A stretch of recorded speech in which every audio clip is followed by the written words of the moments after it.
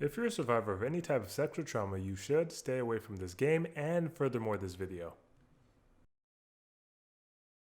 Words cannot and will not be able to sum up how great this game is. The story for this one is purely an art piece. This is easily in the top 10 visual novels I've ever put my hands on. Some visual novels do come equipped with gameplay, and this is one of them. They answer everything and leave no stone unturned.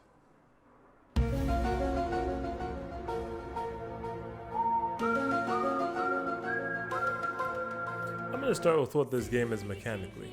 You have your basic VN portions where you read text, accompanied by a picture or a sprite. You have your movement, which is handled via your character in a sort of Final Fantasy-like way, and you have your combat, which is also done in your classic RPG format. Except it's a bit more old school, because you kind of face the models. There are so many mechanics at play for the combat and out of combat rituals, I could not even begin to cover them if I wanted to. Different methods of transportation, secrets, captures, loadouts, etc. You get the idea. I'm going to go over the pros and cons before I ramble on too long. This is one of the best stories I've seen in an H game with meaningful gameplay in a very long time. Easily top 2 to 5 in its class. The story is OD and not afraid to take any risk. The game mechanics are deep. The 2D art's literally amazing. 10 out of 10 is not an exaggeration. The 3D art for the enemies and allies is pretty good too. There is content since this is an H game. It's fully fleshed out game with many hours to be enjoyed. This game is an art piece and has no cons. I look forward to playing the second one.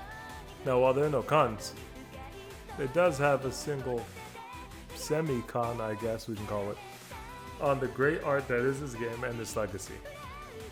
The semi-con is that there's some grape. That's the only con, and it's a big one for a lot of people. I think so vile that I don't even say it. I think so vile that my entire friend group calls it grape just to soften the blow from the word. And I'm gonna defend it here. Now let me explain myself before you hit the X button after making it this far. This one's tricky and it's gonna be a long one, so I'm gonna start from the beginning.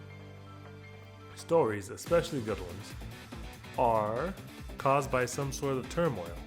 Sometimes you're watching an anime or TV show, or a movie, or playing a game and there's racism.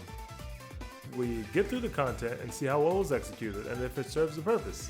If it's executed well, it adds to the story. We nod our heads in agreement and say 12 Years a Slave is a great movie. For a more relevant example, the anti-mutant hysteria in X-Men. Or any other anime where they slave an entire race, or show prejudice towards an entire race, usually demi-humans, beastmen, elves, and sometimes they use those slaves for other desires. Now, I have literal examples from Rising the Shield Hero, One Piece, Rosario plus Vampire, Sakurai, Fairy Tail, Zero no Tsukaima, and the list actually goes on, but I don't want to spoil those for anyone. The theme here is that all of these anime have racism, slavery, or trafficking in some form, and no one ever flinches or bats an eye. Now, some intellectuals think to themselves, what? You're talking about grape, not racism. And that is a fair point. But let me use a more direct example then. I hate that first episode of Goblin Slayer. We all know what happened in that first episode. Quite a graphic and heinous example of rape. But people like it. And they like the anime as a whole. Or they like the use of it and they like the anime as a whole. I hate it because I didn't feel like the characters actually acted in a way that respected the amount of danger that they were in. From their clothes to their mannerisms and other stuff. The way that they were able to accept quests and all of that bothered me.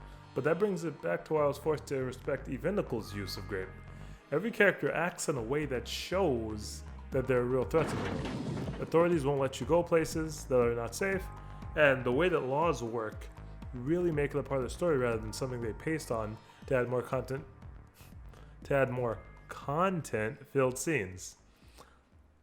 I cannot stress it enough, but every grape in Evenicle has a purpose, as terrible as that sounds. Anyway, the game cost about $45 at the time of writing, and I can say it's well worth every penny. Every single coin. Even at full price, it is a steal. I could not recommend this game enough. Anyway, thanks. Maybe I'll talk about some of these topics separately on another video, but until then, see you guys later.